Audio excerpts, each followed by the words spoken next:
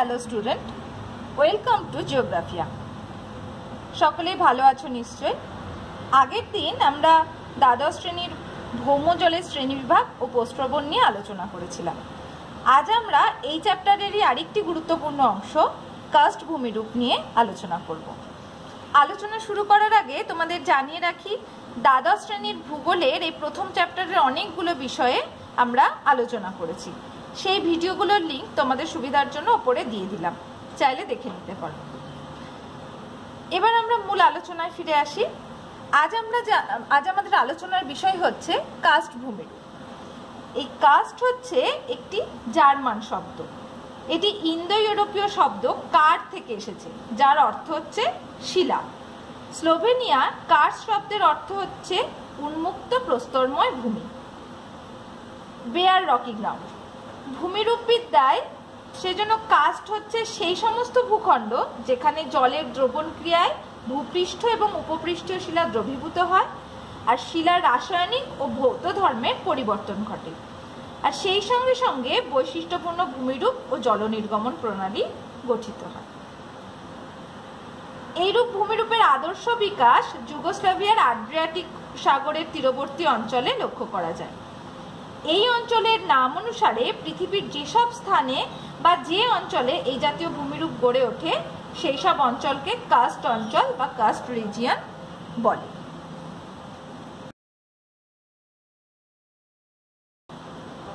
এবার আমরা চলে আসি পৃথিবীর উল্লেখযোগ্য কার্স্ট অঞ্চল। মার্কিন যুক্তরাষ্ট্রের Texas, New Mexico, Kentucky, Indiana প্রদেশ, ফ্রান্সের কসেস প্রদেশ, ব্রিটিশ দ্বীপপুঞ্জের ইয়র্কশায়ার, ডার্বিশায়ার, মেক্সিকোর ইউকাটান উপদ্বীপ, কিউবা ও জামাইকার ককপিট অঞ্চল, চীনের কোয়াংসি প্রদেশ, অস্ট্রেলিয়ার ব্লু পর্বত এবং পৃথিবীর অন্যান্য নানা অংশে এই কার্স্ট ভূমিরূপ ছড়িয়ে আছে। ভারতের উল্লেখযোগ্য কয়েকটি ভারতেও রয়েছে, তো সেই উল্লেখযোগ্য কার্স্ট অঞ্চলগুলো কি কি? ভারতের আদর্শ কার্স্ট ভূমিরূপ গড়ে ওঠে কয়েকটি অঞ্চলে, যেমন ছত্তিশগড়ের দ্রুপ ও রায়পুর জেলার ঝাড়মুড়িয়া অঞ্চল, মধ্যপ্রদেশের পাঁচমারি অঞ্চল, বিহারের সাসারাম অঞ্চল, গুজরাটের পোরবন্দর, মেঘালয়ের চেরাপুঞ্জি, অন্ধ্রপ্রদেশের বিশাখাপত্তনম জেলার বোরাগুহালু আর পশ্চিমবঙ্গের জয়ন্তী অঞ্চলে। এবার আমরা চলে আসি কার্স্ট ভূমিরূপের শ্রেণীবিভাগে। এখানে দেখো, কার্স্ট ভূমিরূপের যে শ্রেণীবিভাগটি সেটি আমি আলাদা আলাদা কালার দিয়ে দেখানোর চেষ্টা করেছি তোমাদের বোঝার সুবিধার্থে। এই ছবিটা আমি ডেসক্রিপশন বক্সেও দিয়ে দেব, চাইলে তোমরা সেখান থেকেও দেখে নিতে পারো। কার্স্ট ভূমিরূপকে প্রধানত চারটে ভাগে ভাগ করা হয়, তো এই প্রত্যেকটা ভূমিরূপ নিয়ে আমরা খুব সংক্ষেপে আলোচনা করব।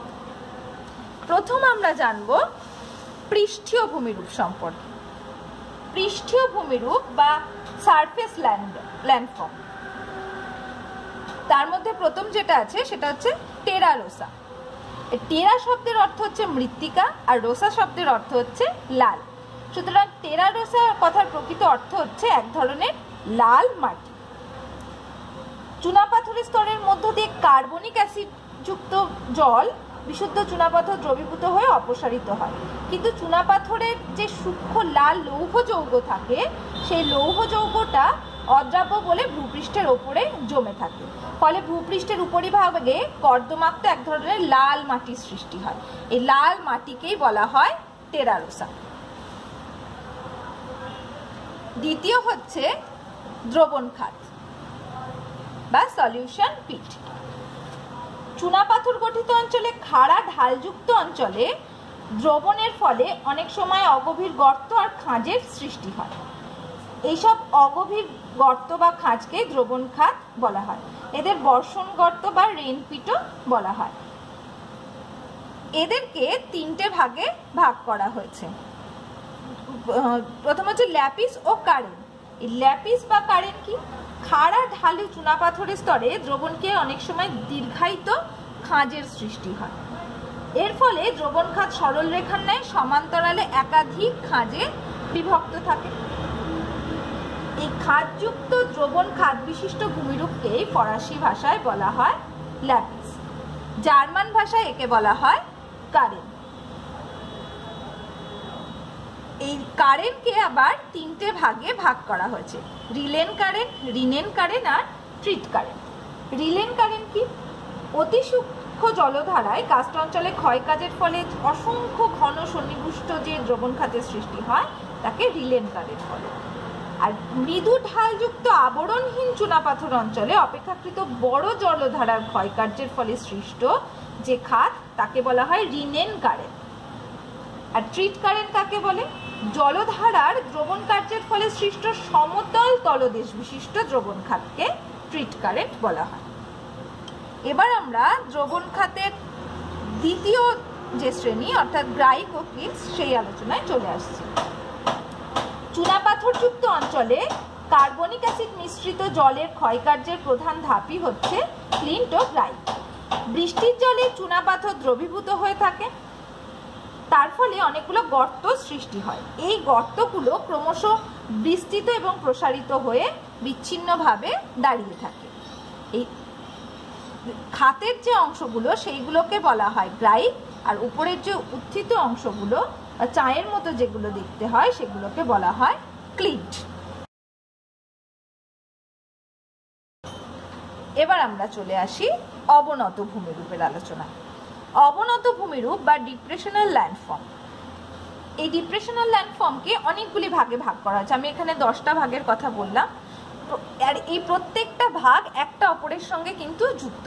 মানে প্রথমে একটা গঠিত হচ্ছে, সেখান থেকে তার হয়তো বেশি করে ক্ষয় হচ্ছে বা অন্য একটা কোনো ভূমিরূপের সঙ্গে যুক্ত হচ্ছে, তখন আবার আরেকটা ভূমিরূপে পৌঁছে যাচ্ছে। সেই জন্য এই প্রত্যেকটা ভূমিরূপ, অবনত ভূমিরূপের প্রত্যেকটা ভূমিরূপ একটা অপরের সঙ্গে কিন্তু আন্তঃসম্পর্ক যুক্ত। প্রথম আমরা জানবো শৃঙ্খল কাকে বলে। শৃঙ্খলের কথা বলতে প্রথমে বলি যে চুনাপাথর অঞ্চলে দ্রবণ কাজের ফলে ভূপৃষ্ঠে যে ফাঁদল আকৃতির ছোট গর্তের সৃষ্টি হয়, সেই ছোট গর্তগুলোকে আমেরিকা যুক্তরাষ্ট্রের শৃঙ্খল বলা হয়। যদি একাধিক শৃঙ্খল পাশাপাশি যুক্ত হয় তখন তাকে বলা হয় যৌগিক শৃঙ্খল। সোয়ালোহল হচ্ছে কার্স্ট অঞ্চলে দ্রবণ কার্যের ফলে অসংখ্য ছোট ছোট গহ্বর বা ফাটল, যে এই গহ্বর বলতে আমরা শৃঙ্খলকেও বলতে পারি, এইগুলো ক্রমশ বড় হয়ে ধীরে ধীরে এত বড় হয়ে যায় যে এই গর্তের ওপর দিয়ে নদী এসে সম্পূর্ণভাবে এই গর্তে ঢুকে যায়, অর্থাৎ নদী এখানে এসে তার অস্তিত্বকে হারিয়ে ফেলে। এই ধরনের গর্তগুলোকে বলা হয় সোয়ালোহল। এই শৃঙ্খল আর সোয়ালোহলের একটা প্রধান পার্থক্য হচ্ছে, শৃঙ্খল হচ্ছে ভূপৃষ্ঠের উন্মুক্ত গর্ত, আর সোয়ালোহল হচ্ছে ভূপৃষ্ঠের নিচে যে গহ্বর সৃষ্টি হচ্ছে সেই গহ্বরকে বলা হচ্ছে সোয়ালোহল। এবার আমরা জানবো ডোলাইন।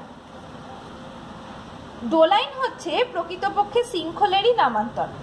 অনেকের মতে ডোলাইন হচ্ছে দ্রবণজনিত শৃঙ্খল, আবার অনেকে মনে করেন বৃহদাকার শৃঙ্খল বা সোয়ালোহলকেই ডোলাইন বলে। অর্থাৎ চুনাপাথরযুক্ত অঞ্চলে কার্বনিক অ্যাসিড দ্রবণ ক্ষয়কার্যের ফলে শৃঙ্খলগুলো যখন আয়তনে বেড়ে যায় তখন একাধিক শৃঙ্খল পরস্পর যুক্ত হয়ে যে বড় গর্তের সৃষ্টি করে তাকে ডোলাইন বলে। এই ডোলাইনকে এখানে 4টি ভাগে ভাগ করা হয়েছে: দ্রবণ ডোলাইন, ধস ডোলাইন, অধোগত ডোলাইন এবং নিম্নস্থ কাস্ট ডোলাইন। দ্রবণ ডোলাইন কাকে বলে? চুনাপাথরের দুর্বল সন্ধিস্থলে দ্রবীভূত হয়ে যে গর্তের সৃষ্টি করে, এই যে দুর্বল স্থান, এইগুলো দ্রবীভূত হয়ে যে গর্তের সৃষ্টি করছে তাকেই বলা হয় দ্রবণ ডোলাইন। ধস ডোলাইন, ধস ডোলাইন হচ্ছে চুনাপাথরযুক্ত অঞ্চলে ভূগর্ভের ভৌমজল প্রবৃষ্ট হয়ে দ্রবণ প্রক্রিয়ায় গুহার সৃষ্টি করে, আর এই গুহার ছাদটা ক্রমশ পাতলা হয়ে যখন ধসে পড়ে তখন ধস ডোলাইনের সৃষ্টি হয়। অধোগত ডোলাইন হচ্ছে দ্রবণ কার্যের ফলে চুনাপাথর গলে গিয়ে অদ্রাব্য শিলাস্তর নিজের ওজনের ভারে বসে গিয়ে যেসব গর্তের সৃষ্টি করে তাদেরকে বলা হয় অধোগত ডোলাইন। আর নিম্নস্থ কাস্ট ডোলাইন হচ্ছে অনেক সময় অদ্রাব্য শিলাস্তর প্রত্যক্ষভাবে বসে না গেলেও নিচের চুনাপাথর দ্রবীভূত হয়ে গেলে অদ্রাব্য শিলাস্তরটা উপরের অংশ থেকে নিচের দিকে নেমে যায়। এই ধরনের ভূমিরূপকে বলা হয় নিম্নস্থ কাস্ট ডোলাইন, অর্থাৎ নিচে ধসটা ঘটছে সেই জন্য ওপর থেকে ভূমিরূপটা বসে যাচ্ছে। এছাড়াও আরেকটা আছে ককপিট ডোলাইন, বা শুধু ককপিটও আমরা বলতে পারি। অত্যাধিক বৃষ্টিবহুল অঞ্চলে যেখানে চুনাপাথরের স্তরগুলো তির্যকভাবে থাকে সেই সব ক্ষেত্রে ডোলাইনগুলো তারকাকার হয়। আর এই মধ্যবর্তী অঞ্চলগুলোতে খাড়া ঢাল বিশিষ্ট যে অর্ধগোলাকার ভূমিরূপের সৃষ্টি হয় এই গর্তগুলোকে ককপিট বলা হয়। নেক্সট আমরা চলে আসব উভালা। অনেকগুলো সিঙ্কহোল বা ডোলাইন পরস্পর মিলিত হয়ে একটা বড় আকারের গর্তের সৃষ্টি হলে তখন তাকে উভালা বলে। আর উভালা যখন আরো বেশি করে ক্ষয় হয়ে যায় তখন তাকে বলা হয় পোলজি। এবার আমরা চলে আসি পোনর ও অভেন। আমি আর আগেই বলেছি যে প্রত্যেকটা ভূমিরূপ কিন্তু একে অপরের সঙ্গে যুক্ত। দেখো প্রত্যেকটার কথা বলতে গিয়ে কিন্তু কোনো না কোনো ভূমিরূপের প্রসঙ্গ কিন্তু টানতেই হচ্ছে। এই পোনর বা এভেনের ক্ষেত্রে কি হয়, কোনো ফানেল বা সুড়ঙ্গ দ্বারা সোয়ালো হোলগুলো যদি যুক্ত হয় সেই সুড়ঙ্গ পথটিকে বলা হয় পোনর। আর এই সুড়ঙ্গ পথগুলোর ফাটল দিয়ে জল নিচে প্রবেশ করে যেখানে গহ্বর সৃষ্টি করে সেই গহ্বরকে বলা হয় এভেন। এছাড়াও আরো কয়েকটি ভূমিরূপ আছে, যেমন দ্রবণ প্যান। দ্রবণ প্যান হচ্ছে বা সলিউশন প্যান। দ্রবণ খাতের গর্তগুলো ডোলাইন যদি আকারে অনেক বড় আর গভীরতায়ও বেশ বড় হয় তখন তাদের দ্রবণ প্যান বা তানজিটাস বলা হয়। কাস্ট হ্রদ কি? এই উভালা বা পোলজি যেগুলো রয়েছে, এই উভালা বা পোলজি বা সিঙ্কহোলের তলায় যদি কাদা সঞ্চিত হয়ে ডোলাইনে সজ্জিত তলদেশের ছিদ্রপথগুলোকে যদি বন্ধ করে দেয় তখন সেখানে বৃষ্টির জল এসে আর বেরোতে পারে না, তখন সেগুলোকে কাস্ট হ্রদ বলা যায়। আবার অনেক সময় কি হয়, ভৌম জলও ভেতর থেকে বেরিয়ে আসে কিন্তু সেটা আর যেতে পারে না, যার জন্য তার ফলেও কিন্তু হ্রদ সৃষ্টি হয়। এই ছোট আয়তনের হলে সেগুলোকে সিঙ্কহোল পুকুর বলে, আর বড় হলে সেগুলোকে কাস্ট হ্রদ বলে। মার্কিন যুক্তরাষ্ট্রের ফ্লোরিডার কাস্ট অঞ্চলে সিঙ্কহোল পন্ড বা কাস্ট হ্রদ দেখতে পাওয়া যায়। এবার আমরা চলে আসি কাস্ট টাওয়ার। কাস্ট টাওয়ার হচ্ছে ক্রান্তীয় অঞ্চলে অবশিষ্ট উচ্চভূমিকে কাস্ট টাওয়ার বলা হয়। এই কাস্ট টাওয়ারের বিভিন্ন অংশ হাম্পস নামেও পরিচিত। পোলজির বৃহদাকার অবনমিত গর্তের মেঝেতে চুনা পাথরের কিছু উঁচু উঁচু ঢিবির মতন অংশ দেখা যায়। এই ছোট ছোট ঢিবিগুলোকে হাম্পস, আর উঁচু যে টিলার আকারের যে ভূমিরূপগুলো সেগুলোকে কাস্ট টাওয়ার বলা হয়। এবার আমরা চলে আসি নদী দ্বারা সৃষ্ট কাস্ট ভূমিরূপ বা ফ্লুভিয়াল ক্লাস্ট ল্যান্ডফর্ম। এটাকে আমরা 3 ভাগে ভাগ করে আলোচনা করব। এক হচ্ছে উপত্যকা অঞ্চল, এক হচ্ছে প্রাকৃতিক সুড়ঙ্গ সেতু, আর হচ্ছে কাস্ট জানালা। প্রথম উপত্যকার মধ্যে প্রথম আমরা জানবো শুষ্ক উপত্যকা। আমি এখানে একটা ছবি দেখাই, তাহলে তোমরা আরো ভালোভাবে জিনিসটা বুঝতে পারবে। শুষ্ক উপত্যকা হচ্ছে কাস্ট অঞ্চলে অসংখ্য সিঙ্কহোলের ওপর দিয়ে নদী প্রবাহিত হওয়ার সময় মাঝে মাঝে নদী প্রবাহ ভূগর্ভের মধ্যে ঢুকে যায়। নদী প্রবাহিত হচ্ছে এরকম যদি একটা সিঙ্কহোল থাকে তাহলে এর মধ্যে ঢুকে যায়, তখন ওই নদী উপত্যকার ওই অংশটা সম্পূর্ণভাবে জলশূন্য হয়ে পড়ে। মানে নদীর যে খাতটা ছিল সেখানে কিন্তু আর জল দেখা যায় না, সেই জন্য এই উপত্যকাটাকে বলা হয় শুষ্ক উপত্যকা। আর অন্ধ উপত্যকা কাকে বলে? কাস্ট অঞ্চলের ওপর দিয়ে নদী প্রবাহিত হওয়ার সময় সিঙ্কহোলে প্রবেশ করে নদী উপত্যকার বিস্তার সিঙ্কহোল পর্যন্ত হয়ে যায়। এরপরে নদীর উপত্যকা হঠাৎ শেষ হয়ে যায়, তার আগের জলপূর্ণ অংশটিকে বলা হয় অন্ধ উপত্যকা। আগে যেখানে জল ছিল কিন্তু এখন আর জল নেই, সেই ধরনের উপত্যকাটাই হচ্ছে অন্ধ উপত্যকা। কাস্ট উপত্যকা হচ্ছে চুনা পাথরের স্তরের ওপর দিয়ে নদী প্রবাহিত হলে দ্রবণ কার্যের ফলে নদী ভূপৃষ্ঠকে খাড়াভাবে ক্ষয় করে ভি আকৃতির উপত্যকা গঠন করে। এই যে খাড়া যে উপত্যকা সৃষ্টি করছে এই ভি আকৃতির উপত্যকাকেই বলা হয় কাস্ট উপত্যকা।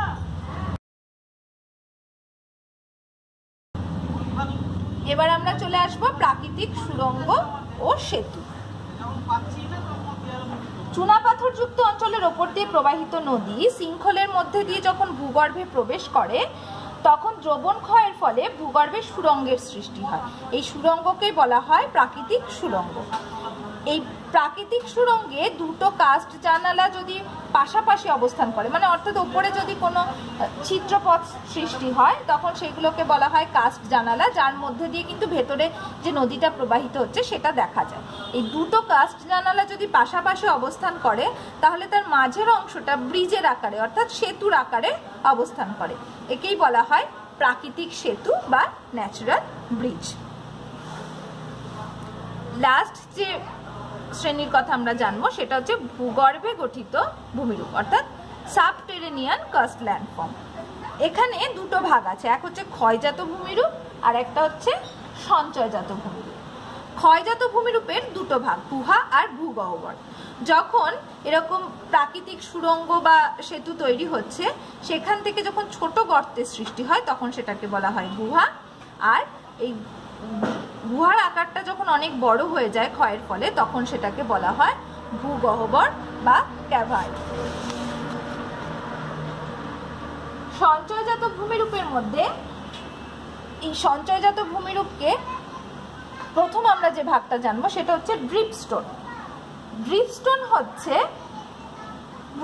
গুহার ছাদ থেকে যখন জলের সঙ্গে দ্রবীভূত চুনের ফোঁটা ফোঁটা ফোঁটা রূপে পড়তে থাকে এবং ভূমিরূপ গঠিত হয়, তাকে পাতন প্রস্তর বা ড্রিপস্টোন বলা হয়।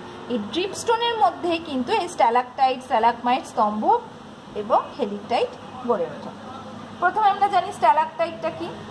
স্ট্যালাকটাইট এই শব্দটা এসছে গ্রিক শব্দ স্ট্যানিনজিন থেকে, যার অর্থ হচ্ছে ফলিং ড্রপ টু ড্রপ, অর্থাৎ ফোঁটা ফোঁটা করে পড়া। অনেক সময় গুহার ছাদ থেকে চুইয়ে আসা ক্যালসিয়াম কার্বনেটের অংশ ছাদেই শুকিয়ে যায় আর গুহার ছাদে লেগে থাকে। এইভাবে ছাদে জমাট হয়ে গুহার ছাদ থেকে চুনের স্তম্ভ নিচের দিকে ঝুলে থাকে, একেই বলা হয় স্ট্যালাকটাইট।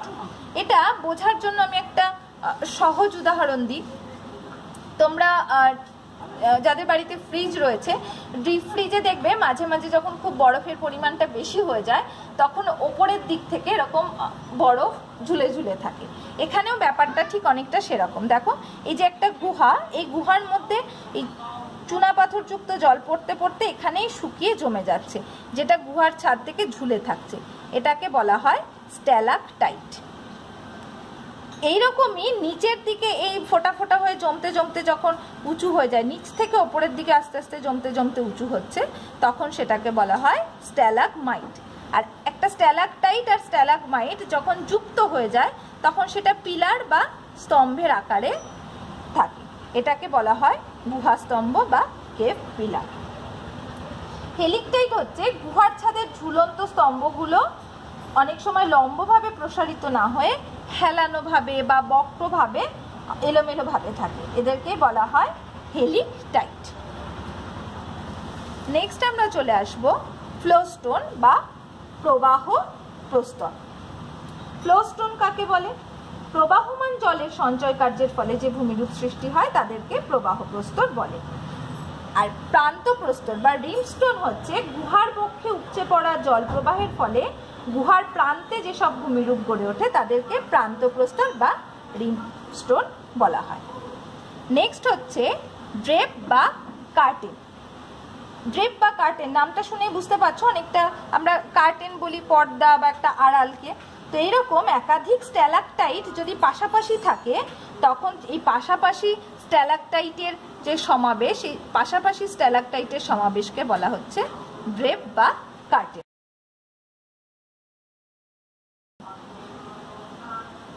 এটা গেল কার্স্ট অঞ্চলের যে ভূমিরূপগুলো গড়ে ওঠে সেই ভূমিরূপের শ্রেণীবিভাগ। এবার আমরা জানব মানব জীবনে এই কার্স্ট ভূমিরূপের প্রভাবগুলো।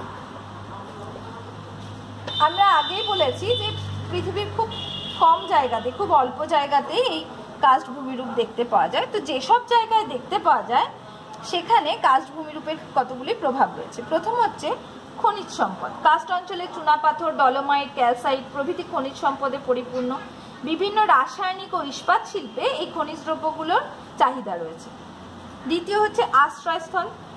চুনাপাথরের গুহা বহুকাল থেকেই মানুষের আশ্রয়স্থল, প্রতিরক্ষা, পবিত্র স্থান, উপাসনা স্থান হিসাবে ব্যবহৃত হয়ে আসছে। জলবিদ্যুতের কথাই বলতে পারি, গুহার নদী আর প্রস্রবণ থেকে জলবিদ্যুৎ উৎপাদন করা হয়। চীনে কিন্তু এভাবে বিদ্যুৎ উৎপাদন করা হচ্ছে। গুদামঘর, গুহা কখনো কখনো গুদামঘর রূপেও ব্যবহার করা হয়। স্বাস্থ্যকেন্দ্র, সাধারণত ক্ষয়রোধী বা সদ্য রোগমুক্ত রোগীকে স্বাস্থ্য নিবাসে হিসাবে কিন্তু এই কার্স্ট অঞ্চলে পাঠানো হয়। পর্যটন শিল্প, বর্তমানে গুহাকে ঘিরে ব্যাপকভাবে পর্যটন শিল্প বিকাশ লাভ করেছে। যেরকম ভারতের বোরা গুহা এরকম এই ধরনের পর্যটন শিল্পের উদাহরণ। কার্স্ট অঞ্চলগুলোতে ঘাস সাধারণত বেশি জন্মায়, খুব একটা উদ্ভিদ না জন্মালেও ঘাস জন্মায়, যার জন্য গোচরণ ভূমি অভাব হয় না, সেজন্য এখানে কিন্তু পশুপালন ভালোভাবেই করা যায়। এখানকার মাটিটা কিন্তু অনুর্বর হয়, যার জন্য কৃষিকাজে অনুপযোগী। উদ্ভিদের অভাব এখানে খুব বেশি করে লক্ষ্য করা যায়, যেহেতু অনুর্বর মৃত্তিকা, সেজন্য উদ্ভিদ জন্মাতে পারে না। উদ্ভিদজাত সম্পদের অভাবেও মানুষের অনেক অসুবিধা দেখা যায়। এছাড়া প্রাকৃতিক পরিবেশ প্রতিকূল হওয়ায়, মানে নরম ধসজনিত, যার জন্য যোগাযোগ ব্যবস্থাও কিন্তু এখানে অনুন্নত। এটা ছিল আমাদের কাস্ট ভূমিরূপ সম্পর্কে বা কাস্ট অঞ্চল সম্পর্কে আলোচনা। এবার আমরা জেনে নিই এখান থেকে আমাদের পরীক্ষায় কি কি ধরনের প্রশ্ন আসতে পারে। আমি এখানে যে প্রশ্নগুলো দিয়েছি, এই প্রশ্নগুলো তোমরা প্রত্যেকে বাড়িতে লেখার চেষ্টা করবে। এক হচ্ছে পৃথিবীর আদর্শ কাস্ট ভূমিরূপ কোথায় দেখা যায়? শৃঙ্খল ও সোয়ালো হোলের পার্থক্য লেখো। কাস্ট অঞ্চলে ভৌমজলের ক্ষয়ের ফলে গঠিত ভূমিরূপের চিত্রসহ বর্ণনা দাও। কাস্ট অঞ্চলে ভূগহ্বরে সঞ্চিত ভূমিরূপের সচিত্র বর্ণনা দাও। কাস্ট ভূমিরূপ বিকাশের জন্য কিরূপ অনুকূল অবস্থার প্রয়োজন হয়? কাস্ট ভূমিরূপ মানুষের কার্যাবলীকে কিভাবে প্রভাবিত করে? এই প্রশ্নগুলোর উত্তর সবই কিন্তু আমরা এই ভিডিওতে আলোচনা করেছি। তাও তোমরা সুবিধার জন্য টেক্সট বইটাকে খুব ভালোভাবে ফলো করবে, এবং টেক্সট বইতেও দেখবে এরকম ছবি দিয়ে কিন্তু দেওয়া রয়েছে। সেই জন্য ভিডিওটা দেখার সঙ্গে সঙ্গে টেক্সট বইটাকেও খুব ভালোভাবে খুঁটিয়ে পড়বে।